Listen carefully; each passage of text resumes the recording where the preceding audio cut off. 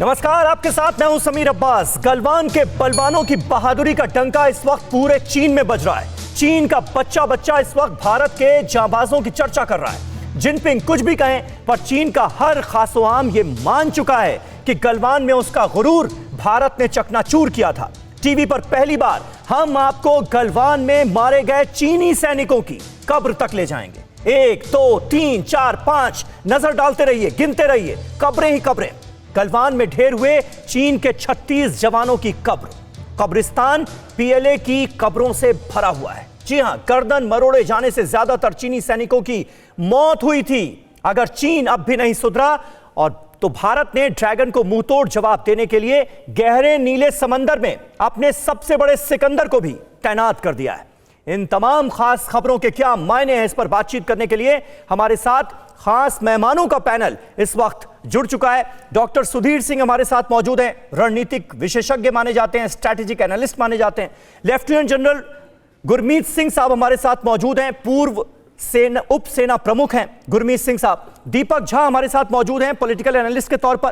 प्रमोद स्वामी हमारे साथ मौजूद हैं, राजनीतिक विश्लेषक के तौर पर आज वो भी हमारे साथ जुड़े हुए हैं। शिवम त्यागी भी हमारे साथ मौजूद हैं, पॉलिटिकल एनालिस्ट हैं। और साथ ही साथ हमारे दो संवाददाता मनीष झा और सुमित चौधरी, हमारे डिफेंस कॉरेस्पॉन्डेंट हमारे साथ मौजूद हैं। लेकिन सबसे पहले टीवी 9 भारतवर्ष पर गलवान संघर्ष पर वर्ल्ड एक्सप्लोसिव खुलासा आज हम करने जा रहे हैं। गलवान पर चीन का सबसे बड़ा झूठ बेनकाब हुआ है। गलवान में मारे गए चीनी सैनिकों की कब्र की तस्वीरें आज टीवी 9 भारतवर्ष पर बड़ी गवाही देने जा रही हैं। गलवान में मारे गए चीनी सैनिकों की 1 नहीं, 2 नहीं, 3 नहीं, 4 नहीं, 36 कब्रें।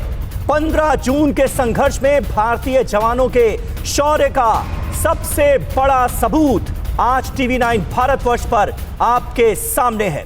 हिंद के वीरों का शौर्य देखिए, क्योंकि यह हर किसी को पता है कि चीनी सैनिक पूरी प्लानिंग के साथ, पूरी तैयारी के साथ आए थे और बिना हथियारों के हिंदुस्तानी जवानों ने जो जांबाजी दिखाई है उसका सबसे बड़ा सबूत अब चीख चीख कर खुद अपनी गवाही दे रहा है। वर्ल्ड एक्सप्लोसिव खुलासा नंबर 2, पीएलए के सैनिकों की मौत पर पूरे चीन में इस वक्त चर्चा है। चीन में गलवान की हार की चर्चा है। चीनी अखबार ने लिखा है, we lost war against India, यानी हम इंडिया के खिलाफ युद्ध हार गए।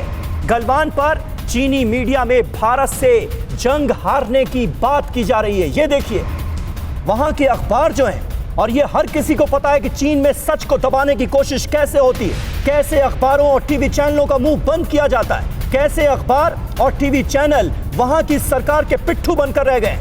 लेकिन वहां पर भी ये लिखा जा रहा है कि we lost war against India. तो आप इसका मतलब समझ सकते हैं।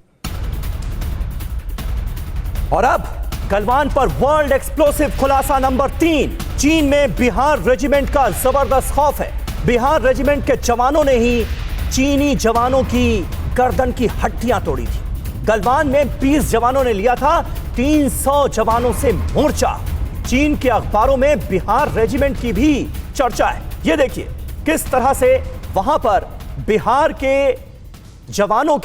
रेजिमेंट के जवानों की जांबाजी के चर्चे हो रहे हैं। चीन के अखबारों की ये कटिंग्स हम आपके लिए खास तौर पर लेकर आए हैं, ताकि आपको अंदाजा हो, ताकि आपको यह पता चले कि ये खबरें सिर्फ और सिर्फ टीवी 9 भारतवर्ष पर ही नहीं है, बल्कि चीन में भी इन खबरों ने जबरदस्त तरीके से हलचल मचाई हुई है। तो गलवान पर चीन का सबसे बड़ा झूठ दरअसल बेनकाब हुआ है। गलवान से कब्रिस्तान की लेटेस्ट तस्वीरें सामने आई। गलवान में मारे गए चीनी सैनिकों की 36 कब्रें।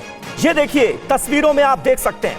15 जून के संघर्ष में भारतीय जवानों के शौर्य का सबसे बड़ा सबूत है। तो हम रुख करेंगे अपनी इंफॉर्मेशन वॉल की तरफ और यहां पर आपको दिखाने की कोशिश करेंगे कि आखिर इस खबर के मायने क्या हैं, मतलब क्या हैं। गलवान में चीनी जवानों की जिस तरह से गर्दनें तोड़ दी थी हिंदुस्तान के रणबांकुरों ने, आज उसका सबूत भी हमारे सामने आ गया है। 1-2 दिन पहले टीवी 9 भारतवर्ष ने आपको दिखाया था पहली तस्वीर, कब्र पर लगा हुआ वो पत्थर जो चीख चीख कर गवाही दे रहा था कि गलवान में ये सैनिक मारा गया है और ये इसी की कब्र है। लेकिन अब 1 नहीं 2 नहीं 36 चीनी सैनिकों की कब्र की तस्वीरें हमारे सामने आ चुकी हैं। जी हां, 2-4 नहीं, 36 चीनी सैनिकों की कब्र। और ये तस्वीरें जो हैं आप देख सकते हैं मेरे दाहिनी तरफ, ये चीख चीख कर गवाही दे रही हैं हिंदुस्तान के सच की, चीन के झूठ की। चीनी सैनिकों की कब्र की तस्वीरें सामने आई हैं। सैनिकों की कब्र पर दिखे पीएलए के अफसर। गलवान में चीनियों की कब्र की तस्वीरें दरअसल लीक हुई हैं। इनको रोकने की कोशिश बहुत की गई ताकि ये इंटरनेशनल मीडिया के सामने ना आ पाए, लेकिन चीन इस बार ऐसा कर नहीं पाया। चीन ने अपने जवानों की मौत का सच दरअसल कभी नहीं कबूला। अब कब्र की तस्वीर पर चीन के पास जाहिर है कोई जवाब नहीं है, उसको जवाब देते नहीं बन रहा है। कब्र पर मैंड्रिन में चीनी जवानों के बाकायदा नाम लिखे हैं। कब्र पर भारत से संघर्ष में मौत की बात भी लिखी है। जी हां, एक नहीं, दो नहीं, 36 जवानों की कब्र की ये तस्वीरें चीख चीख कर ये गवाही दे रही हैं कि भारत ने जो कहा डंके की चोट पर कहा, जो कहा सच कहा, और चीन ने सिर्फ और सिर्फ झूठ का सहारा लिया। ये बिल्कुल साफ हो जाता है। और इसी बड़ी खबर पर बातचीत करने के लिए हम अपने तमाम खास मेहमानों का रुख करें, लेकिन उससे पहले सुमित, मैं सबसे पहले आपके पास आऊंगा। बहुत सारी बातें हुई चीन में खास तौर पर, और चीन ने इंटरनेशनल कम्युनिटी के सामने बहुत कुछ दिखाने का ये कोशिश की कि चीन का बाल बांका नहीं हुआ है गलवान घाटी में। अब ये सबूत जो हैं ये चीख चीख कर गवाही दे रहे हैं और उसके झूठ की पोल खोल रहे हैं। देखिए समीर, एक बात तो तय है कि कभी भी चाइना ने कोई भी अपनी कैजुअलिटी कभी भी, ना सिर्फ आपके गलवान इंसिडेंट्स की बात कर लीजिए, बल्कि इससे पहले भी आप देखें 1967 की बात हो, चाहे डोकलम में भी ना हो, या कोविड को भी आप ले ले, चाहे 62 की लड़ाई का भी आप देख ले, कभी भी चीन ने अपने फिगर्स को, अपने कैजुअलिटी फिगर्स को ज़ाहिर नहीं करने दिया। और अगर करने दिया भी तो सिर्फ उसमें से बामुश्किल 1%, 2% चीजें बाहर आई, उसके अलावा सब चीजें छुपा ली जाती है। यहां तक कि कोविड को लेकर भी जब दुनिया भर के आंकड़े आ रहे थे, चीन से कोई बड़ा आंकड़ा नहीं आया, चीन से कोई चीज बाहर नहीं आई। तो ये अपने आप में दर्शाता है कि चीन किस तरीके से अपने यहां के इंफॉर्मेशंस को रोकता है। और दूसरी इंपॉर्टेंट बात ये, आपको याद हो कि प्रधानमंत्री मोदी ने ये बात इंटरनेशनल, ना सिर्फ हर प्लेटफॉर्म से ये बात खुले तौर पर कही थी कि गलवान के वीरों की वीरता पूरी दुनिया ने जान ली है। और आपको याद होगा अमेरिकी इंटेलिजेंस एजेंसीज ने यह बात उसी समय गलवान की घटना के बाद ही इस रिपोर्ट को जाहिर कर दिया था कि चीन की कैजुअलिटी लगभग कितनी हुई है। तो ऐसा नहीं है कि चीन अगर छुपा भी रहा है तो वो चीजें बाहर नहीं आ रही। हालांकि ये जरूर है कि ये चीजें देर सवेर धीरे धीरे जरूर बाहर आ रही है। अब हमने पिक्चर्स देखी, अब हमने दूसरी चीजें देखी, लेकिन इस बात का रेप्लिकेशन, इस बात के इंपैक्ट चीन की अपनी सोसाइटी में ज्यादा पड़ रहे हैं। लगातार चीन के लोग वहां पर चीनी सरकार से इस चीजों को लेकर, इन बातों को लेकर सवाल खड़े कर रहे हैं। बिल्कुल सवाल खड़े कर रहे होंगे, क्योंकि अब सच सबके सामने आ चुका है। और मनीष झा क्योंकि हमारे साथ मौजूद हैं। मनीष, आप बखूबी वाकिफ हैं चीन की फितरत से, किस तरह से वहां पर खबरों को दबाने की कोशिश की जाती है, सच की आवाज जो है उसको बुलंद होने से रोका जाता है, उसके बाद भी इन तस्वीरों का सामने आ जाना क्या कहता है? देखिए समीर, 15 जून की उस घटना के बाद चीन के राष्ट्रपति का ये सीधा आदेश था कि किसी भी हालत में चाइनीज सैनिकों की कैजुअलिटी सामने नहीं आनी चाहिए थी। और इसी वजह से सिर्फ और सिर्फ जो उस ग्रुप के जो हेड थे, कमांडर थे, सिर्फ उसके बारे में जनता को बताया गया था कि बस ये शहीद हुए हैं। लेकिन वक्त बीतता गया और आप देखिए कि किस तरीके से आज जब 31 अगस्त तक आया है तो अब चीन के अंदर से आवाजें उठनी शुरू हुई। चीन की सोशल मीडिया में पहले ये तस्वीरें आने लगी और फिर मजबूरी में चीन की मीडिया को वो तस्वीरें सामने लानी पड़ी, इसके बावजूद कि चीन के राष्ट्रपति या चीन की सरकार ये नहीं चाहती थी। तो बात सीधी सी है कि अब चीन चाहकर भी अपने साथ हुए उस घटनाक्रम को छुपा नहीं सकता है, क्योंकि पूरी दुनिया ने यह देखा था कि 15 जून को जब बिहार रेजिमेंट के ऑफिसर्स और जवानों ने जिस बहादुरी के साथ चाइनीज सैनिकों को सबक सिखाया था, गर्दनें मरोड़ी थी, और सबको यह एहसास था कि जो भारत की तरफ से यह दावा किया जा रहा है वो पुख्ता दावा है, उसके भारत के पास सबूत भी थे। लेकिन इंडियन आर्मी ने यह तय किया था कि हम अपनी तरफ से नहीं बताएंगे, बल्कि खुद चीन से यह आवाजें दुनिया के सामने आएगी। बिल्कुल सही आप कह रहे हैं। और हमारे साथ लेफ्टिनेंट जनरल गुरमीत सिंह साहब मौजूद हैं। गुरमीत सिंह साहब, देखिए, ये आज नहीं तो कल होना था, सच तो सामने आना ही था। और ये हर कोई जानता है कि सच डंके की चोट पर बोला जाता है और सच में वो बुलंदी होती है और झूठ का मुंह हमेशा काला होता है, और इस वक्त वही हुआ है चीन में। समीर जी, आपने बिल्कुल ठीक कहा है। सच, सत्य और ट्रुथ कभी रुका नहीं है और रोक नहीं सकते हैं। जो 15 जून गलवान में भारतीय सेना ने जो किया है, उससे चाइना का, पीएलए का झूठ फ्रेब और उसका पूरा पुलंदा पूरे विश्व और पूरी दुनिया को एकदम दिख गया है। बिल्कुल। चीन कितनी भी कोशिश करे इसको छुपाने की, लेकिन जो भारतीय सेना का साहस, शौर्य और बलिदान है, उसको पूरा दुनिया ने देख लिया है। और अभी पूरा दुनिया का परसेप्शन, धारणा और सोच विचार जो चाइना के बारे में है, बिल्कुल खुल के सामने आया है कि चाइना और पीएलए झूठ और प्रॉक्सी और प्रोपेगेंडा और जो मीडिया वॉर से जो एक पूरा एक फ्रेम खड़ा करना चाहता है, उसका पूरा का पूरा पुलंदा पूरे विश्व के सामने में खुल गया है। देखिए, आपने जो तस्वीर दिखाई उसमें कितना साफ क्लियर है कि 30 से ज्यादा, मालूम नहीं 100 है, कितने हैं, कितने पीएलए के मरे हैं। दूसरी बात, ये बिल्कुल 36 है, 36 ताबूत जो है वो नजर आ रहे हैं। कब्रें जो नजर आ रही हैं उनकी संख्या 36 है जी। और देखिए, इसमें बिल्कुल क्लियर है कि पूरे चाइना को पता लग गया है कि चाइना इस लड़ाई में पूर्ण रूप से हार गया है। और जब दूसरे देश में हमारे सैनिकों का जो एक इज्जत है, रिस्पेक्ट है, रेवरेंस है, किस प्रकार से वो बिहार रेजिमेंट, इंडियन आर्मी को याद कर रहे हैं, ये दिखाता है कि वो 15 जून गलवान की जो रात थी, वो एक ऐतिहासिक रात थी। वो एक मिलिट्री के हिस्ट्री के अंदर में एक वीर गाथा का एक बहुत बड़ा पृष्ठ है। बिल्कुल बिल्कुल। अभी तक भारत और चीन में ही हिंदुस्तान के जवानों की जाबाजी के चर्चे हो रहे थे, अब पूरी दुनिया में हो रहे हैं। चीन के झूठ से पीएलए में बड़ी बगावत की भी खबर है। ये अपने आप में एक बहुत बड़ी खबर है जो कि चीन से आ रही है। चीन ने अपने सैनिकों के परिवारों से झूठ बोला, सैनिकों के परिवारों को सही जानकारी नहीं दी गई। आप देखिए, सैनिक तो चीन के थे, चीन कम से कम उनकी शहादत की इज्जत तो करता। जिस तरह से भारतीय सैनिकों ने, भारतीय जांबाजों ने इन्हें मारा, इनकी गर्दनें तोड़ी, उसके बाद कम से कम चीन तो इज्जत करता। लेकिन वो इज्जत चीन ने अपने ही सैनिकों को नहीं बख्शी, जिसके बाद अब चीन में बगावत शुरू हो गई है। चीनी सैनिकों के परिवार की जवानों को शहीद जैसा सम्मान देने की मांग सामने आई है और बड़ी वाजिब मांग है ये। चीन के जो जवान मारे गए गलवान घाटी में, जिनकी गर्दनें तोड़ी हिंदुस्तानी सैनिकों ने, उनको वो इज्जत जो बख्शी जानी चाहिए थी वो चीन के अंदर ही नहीं मिली। और यही वजह है कि शर्मिंदगी की वजह से चीन ने अपने सैनिकों की सच्चाई छुपाई और अब पीएलए में एक तरह से बगावत होती हुई नजर आ रही है। हमारे साथ इस वक्त तमाम खास मेहमान क्योंकि मौजूद हैं। प्रमोद स्वामी साहब, सबसे पहले मैं आपसे जानना चाहूंगा कि ये जो अब डिटेल्स सामने आई हैं, जैसा कि मैंने पहले कहा, आज नहीं कल ये सामने आना ही था, लेकिन अब इस झूठ के बेपर्दा होने के बाद चीन पर किस तरह का दबाव आप देख रहे हैं? देखिए, मैं एक शेर के साथ अपनी बात रखना चाहूंगा जी। सरफरोशी की तमन्ना अब हमारे दिल में है, देखना है जोर कितना बाजुए कातिल में है जी। मैंने ये बात इसलिए कही कि हमारे जो वीर जवान हैं, उनके पराक्रम को, गलवान के में भारत के जवानों के पराक्रम को सारे विश्व ने देखा।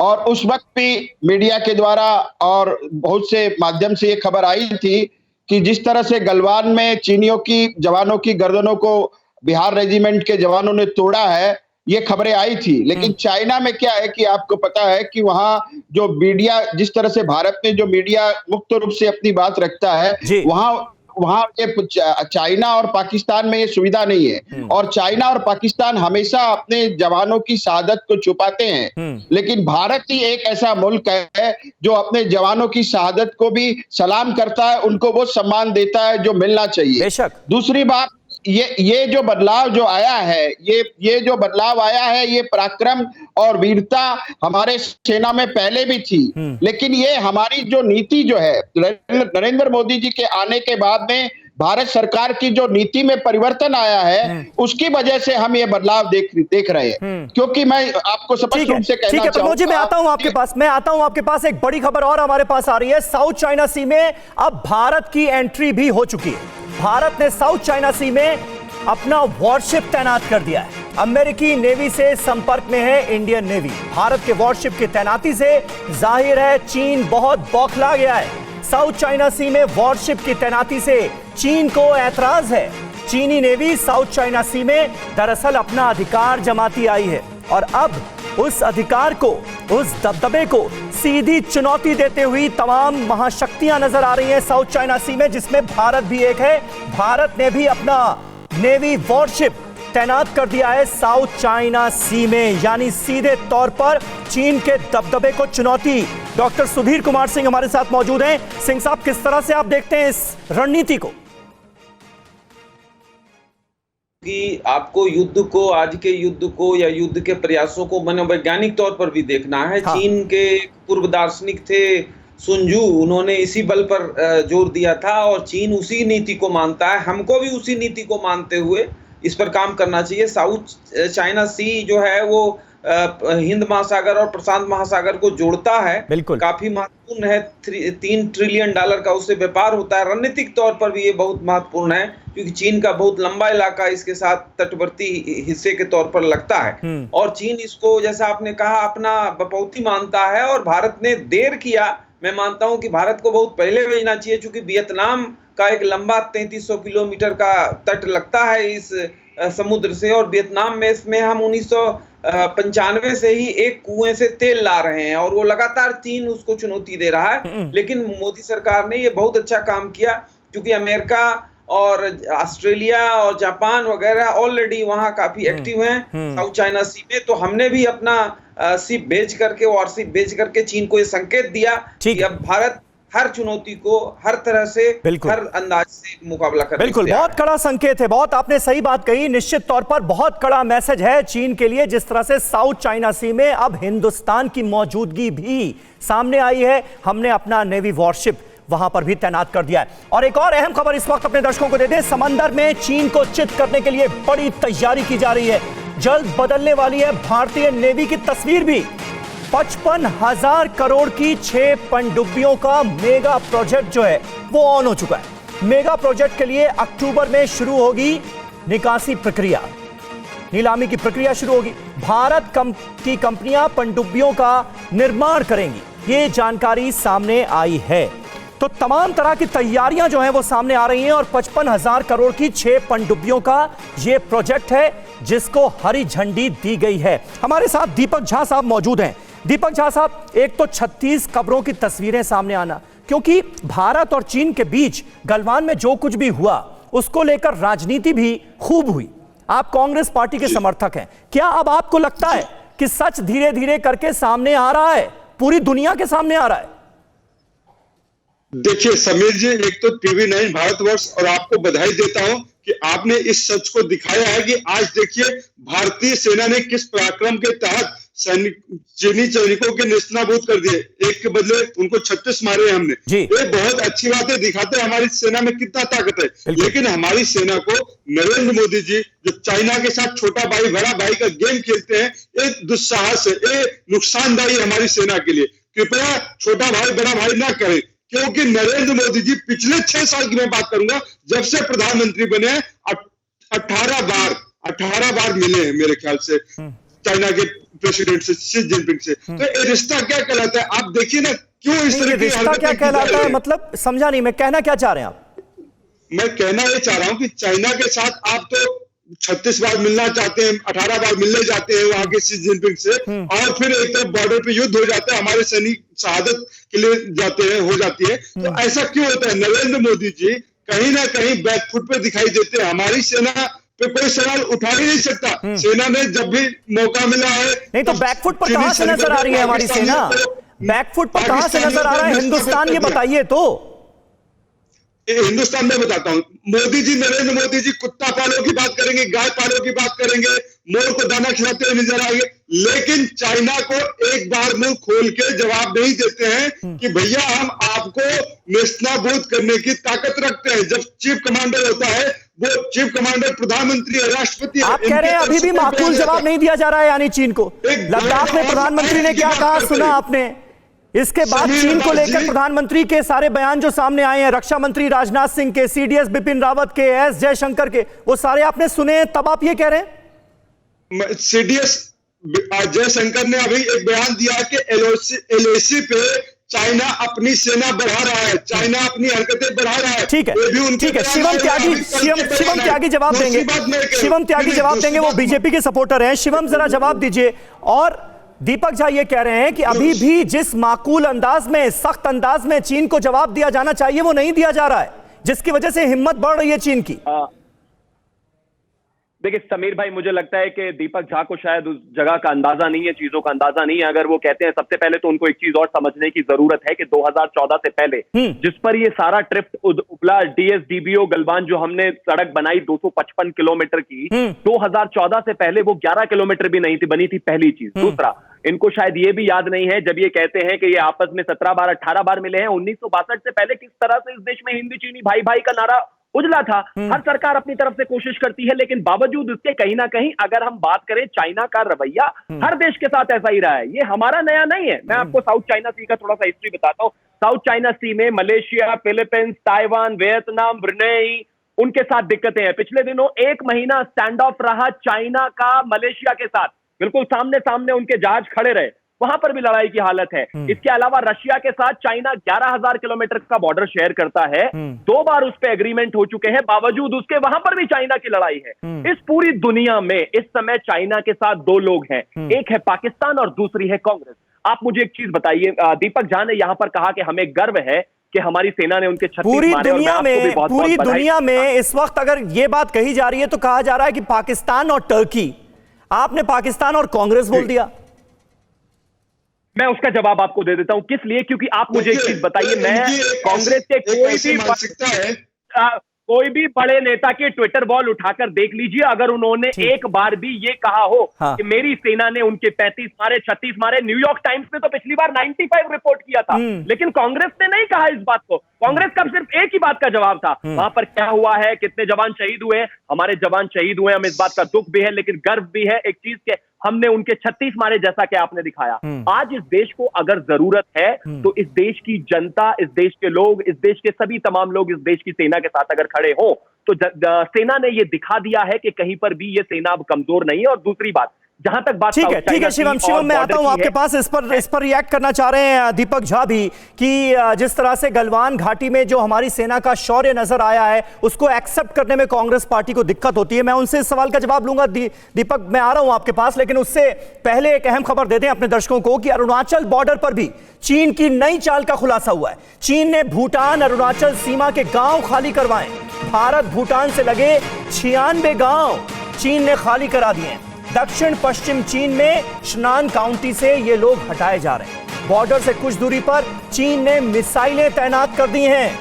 ये इस वक्त की ताजा जानकारी और अपडेट है, यानी लद्दाख में LAC के पास के इलाकों में जो कुछ चीन कर रहा है वो जग जाहिर है और चीन के कदम रोकने की पुरजोर कोशिश की जा रही है। लेकिन आप देखिए, चीन यहां पर जब टेबल पर बैठता है बातचीत करने के लिए तो वो ये कहता है कि हम अप्रैल वाली स्थिति बरकरार करने की स्थिति में जल्दी आएंगे, लेकिन वो तो होता नहीं। लेकिन अरुणाचल प्रदेश में हैवी डिप्लॉयमेंट जो है वो किया जा रहा है, सैनिकों का आर्टिलरी और टैंक्स तैनात किए जा रहे हैं। ये क्या दिखा रहा है, ये क्या बता रहा है? मनीष, इसको समझने की बहुत ज्यादा जरूरत है। मैं डिप्लोमेटिक लेवल पर जो बातचीत हो रही है उस पर मैं आऊंगा, लेकिन सुमित, एक छोटा सा कमेंट आपसे उससे पहले कि ये जो हैवी डिप्लॉयमेंट हो रहा है अरुणाचल में, और पिछले दिनों TV9 भारतवर्ष ने खुलासा किया था किस तरह से यहां की जो नदी है उसमें वाटर बॉम्ब एक्सप्लोजन की पूरी तैयारी कर चुका है चीन। किस तरह से देखें इसको?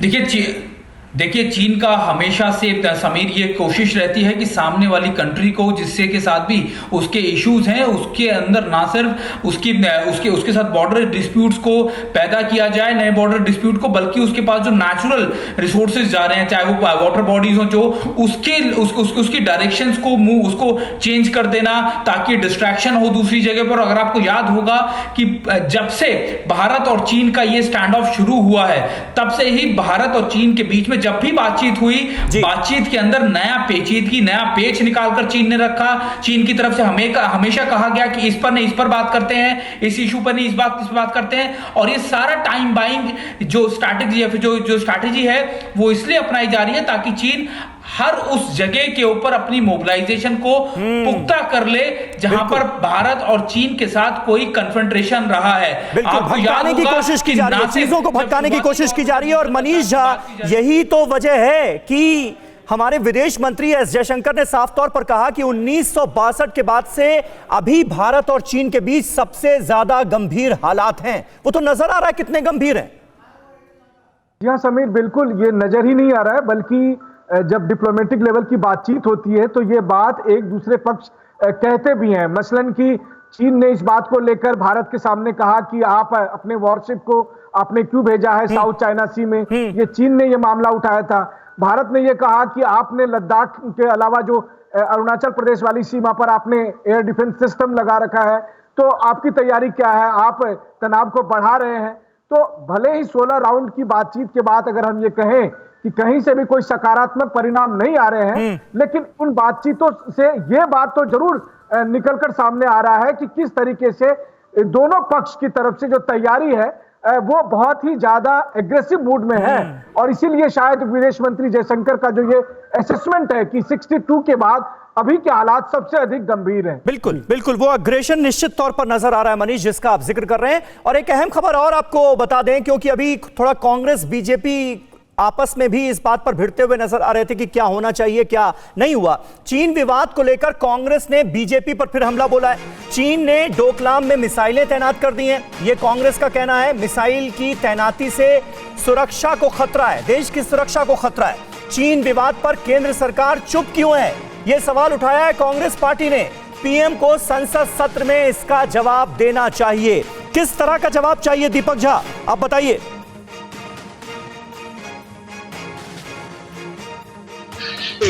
बगैर तथ्यों के तथ्यहीन बात करेंगे कि कांग्रेस का रिश्ता चाइना के साथ है। अरे चाइना का रिश्ता आपका भाजपा के साथ है, आपके नरेंद्र मोदी के साथ है, 18 बार मिलना साबित करता है। तो तथ्यहीन बातें ना करें, कृपया इनको समझा दीजिए। दूसरी बात मैं कहता हूं, जब विदेश मंत्री एस जयशंकर कहते हैं कि एलएसी पे चीन सैनिक को बढ़ा रहा है और समझ से परे है, तो कांग्रेस अगर सवाल उठाती है कि वो मिसाइल तैनात कर रहा है, तो इसमें बुराई क्या भैया?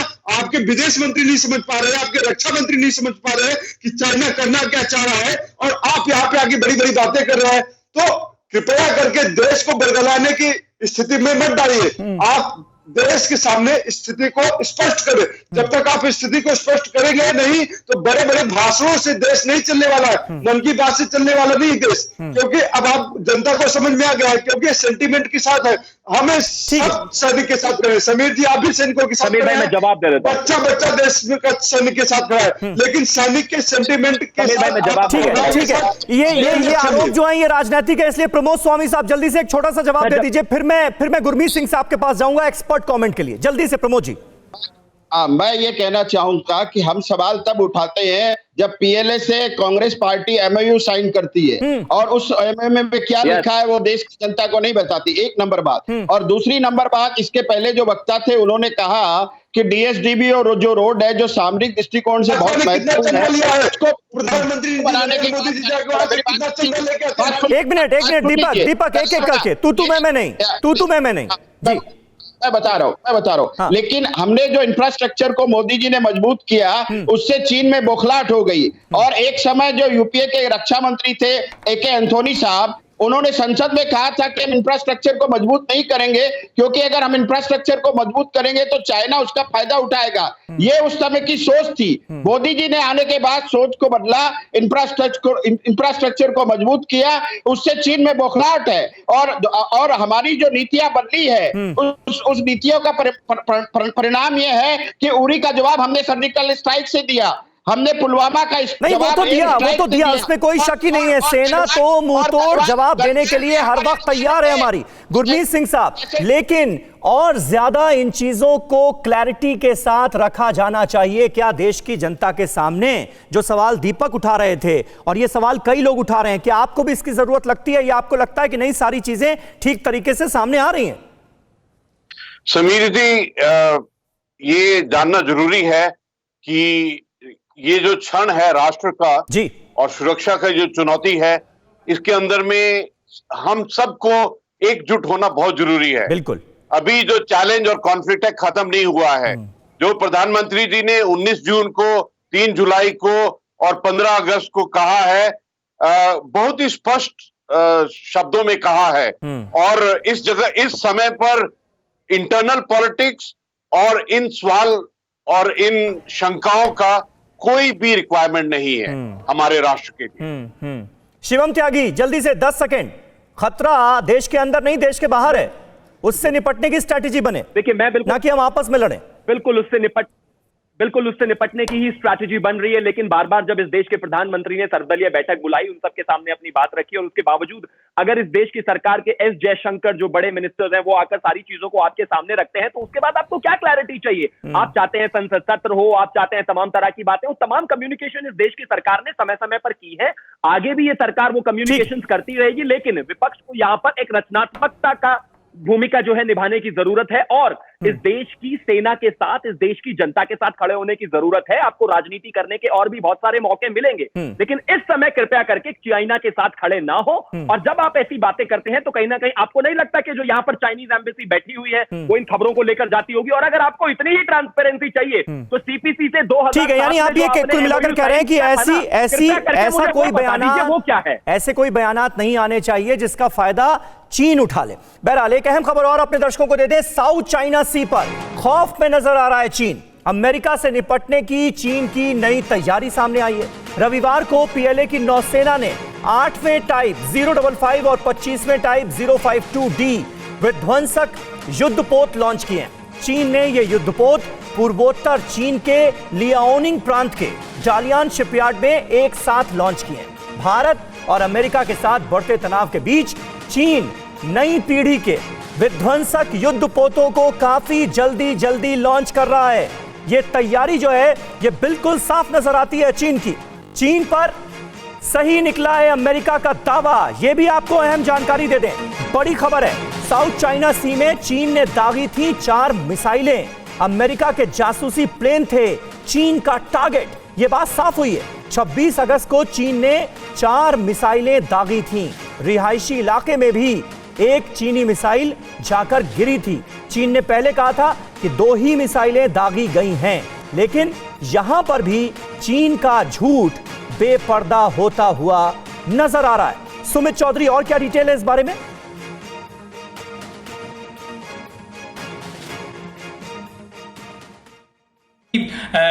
थोड़े दिनों पहले पैसिफिक कमांड के एक सर्विलेंस एयरक्राफ्ट ने वहां पे सर्विलेंस किया था साउथ चाइना सी में, जहां पर चीन लगातार अपनी एक्सरसाइज कर रहा था। चीन का कहना था कि वो हमारे डोमेन में, हमारे एयर स्पेस में आ गया था।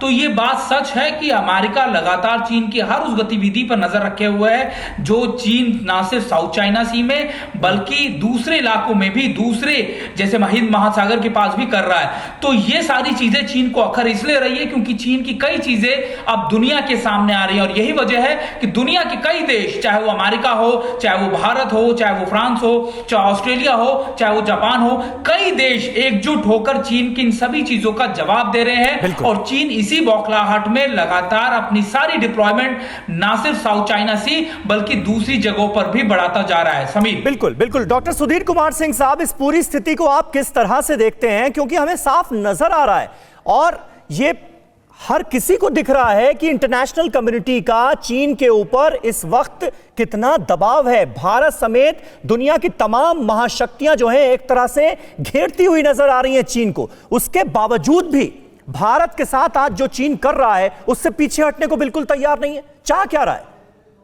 देखिए, कोविड के बाद पूरे दुनिया में चीन अलग थलग पड़ गया है। अमेरिका के साथ उसका झगड़ा लगभग 2 वर्षों से है। तो चीन की आंतरिक स्थिति बहुत नाजुक है और जिनपिंग के खिलाफ एक जनाक्रोश है।